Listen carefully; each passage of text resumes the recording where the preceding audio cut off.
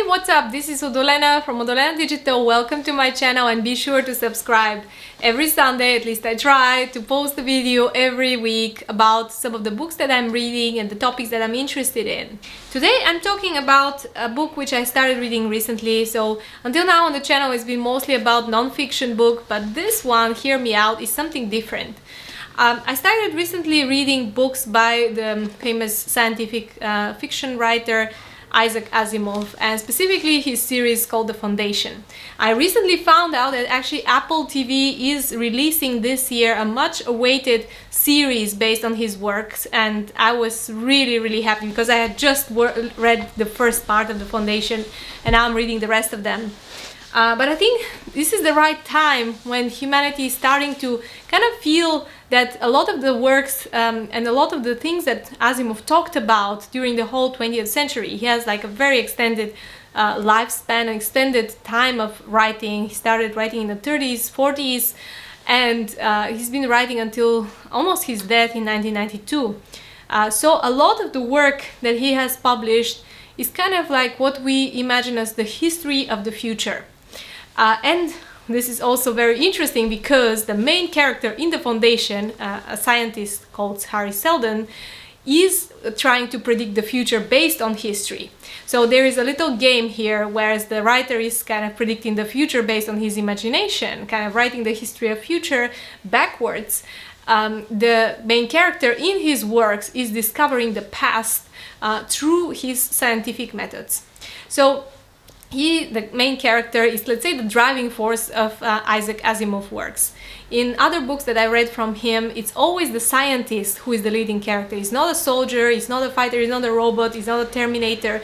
He's the scientist and the human scientist, which I think I find very attractive, as the scientist is usually described as a very human type of being. On one side, they are curious, they're interested, they are street smart as well, not only book smart, but they are also a little bit vanity-stricken. They are sometimes egoistic, sometimes looking for recognition, hungry for recognition. So it's a very attractive character. So in The Foundation, Harry Seldon is a mathematician who is trying to predict the future based on history. His theory, in the beginning, he does not believe that it's actually practical, but he gets convinced soon by someone who turns out to be the only surviving robot after 20,000 years of non-existing of robots. People thought that it's just a legend. Is a humanoid who is kind of secretly looking after the humanity. Let's say he's the gray cardinal of the galactic empire. The time of The Foundation is imagining 20,000 years after humanity stepped out of our planet and started colonizing space. So the whole memory about the Earth, about the existence of one single world where all humanity came from, is completely erased. People think that it's a legend, but they don't really believe that, and they don't seem really interested in that, as it's been such a long time. Imagine 20,000 years ago. It's very difficult to understand what people at that time believed and who they were. So it's the same. Imagine 20 years further in time.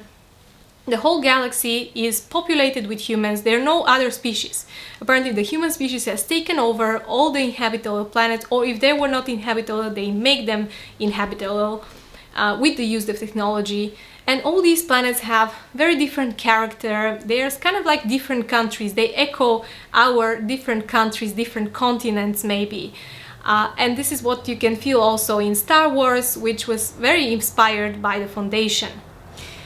It's very interesting to understand also, I think one attractive part of Asimov's books is the part of technology. So a lot of the things that he talks about, we start gradually to see nowadays popping into our lives. I guess it was something unimaginable, somebody reading this in the 1950s or even 60s, 70s. But now we are starting to see gradually kind of the inspirations of Isaac Asimov, and there is no wonder that his book, The Foundation, and series of books called The Foundation, was a major inspiration also for Elon Musk and other entrepreneurs as well. When it comes to technology in this imaginable galaxy, inhabited entirely by humans, transportation is fully automated. There is hardly any pilots. Everything is completely automated and completely shared. There is no almost no private vehicles apart from, I don't know, the highest of power figures. Everybody else is sharing vehicles or renting vehicles, kind of like Uber of the galaxy when it comes to spaceships and other forms of transportations, which it does not describe in deep detail, but you can kind of imagine and finish them off in your imagination. Then there is the strong, what he calls computerization, or we call today automation. A lot of the work is completely automated, even though people are still working and kind of working together with the machines, manipulating the machines, making sure that they oversee what the machines are doing, as it becomes clear that often machines can make mistakes as well. So human labor is still needed, but not in the way that we have it today. For example, all the food is produced artificially by looking after algae, fungi, yeasts, and different kind of microorganisms in order to feed humanity on such a scale. There are no fields, there's no animals, there's nothing from that sort. Because many of these planets were uninhabitable, people settled down in caves or in deep mazes of corridors coming even to the center of the planets. Very interestingly, energy is produced entirely with different sources, like the core of the planet, like sunlight or starlight, winds, different methods that he describes, kind of like positronic energy, maybe similar to nuclear energy of that time. But nobody is using fossil fuels or anything like that.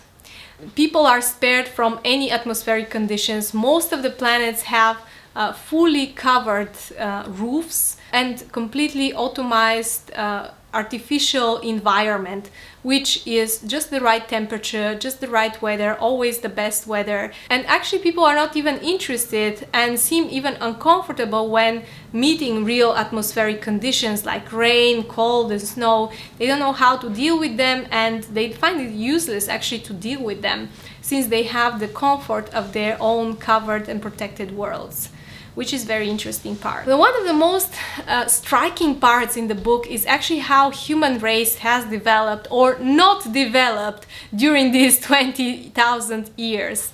And I think here is the moment of psychohistory, because the psychology of the human race kind of stays the same to a big extent.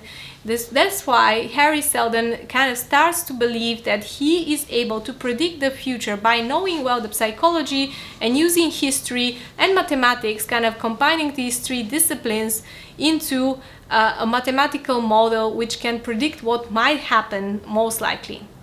And the prediction is not looking very good. What is interesting is that how Asimov describes different worlds and how people have very little changed. Still a lot of biases, a lot of discrimination towards others, and of course different differences now appear between humans, and different discriminations have appeared, like discriminations based on profession, discriminations based on class. Social class is still existent in a very strong extent, and this society is very hierarchical. In every single world there's like different hierarchies and different taboos, different beliefs. There's no religions, but there are things that that people believe and that seem very close to what we see as religion. There are new dynamics that appeared between people. For example, there is the dynamics between newly settled or born on a certain planet. So this is kind of mirroring the tensions that you see nowadays between immigrants and natives. There are different conflicts between people living in the big planet or the central planet and people living in a more remote place, kind of like the provincial planets. So that's one part of the story which very much echoes and we can always associate with, is the fact that humanity hasn't changed much. And psychohistory, I think that's why it's where the name comes from. And the theory of Isaac Asimov is that, in a way, because we as human race, we don't change so much, we don't evolve as fast as our technology and our understanding evolves. That's why it is possible for us to predict the future based on our behaviors. As nobody learns from history, this is kind of like a dream world where science figures out a way to figure out and maybe even alter the way development of the humanity continues. As Harry Seldon works on this project, he realizes that the empire is going to fall apart.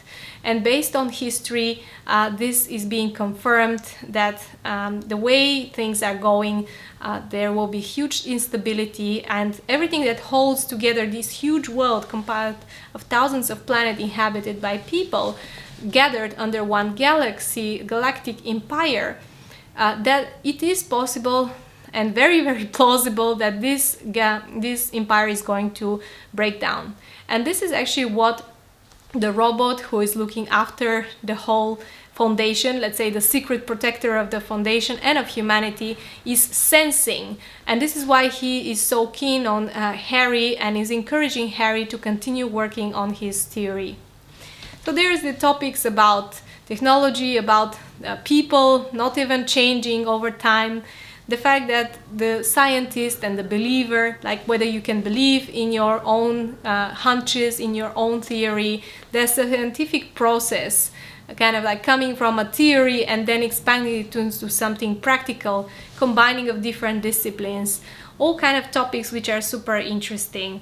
So I'm looking forward to the movie which is coming out from Apple TV. I'm super excited to see it. I was really surprised that there hasn't been a movie, but I understand that it's a huge epic in order to create a movie based on it. But this is kind of like some of my reviews on it and what I think is so attractive about this book. Strongly recommend it if you are into science fiction. Even if you are not, you might actually start liking science fiction after you start reading these books. Thank you so much for watching. Please subscribe to my channel and I'll be back with a new video.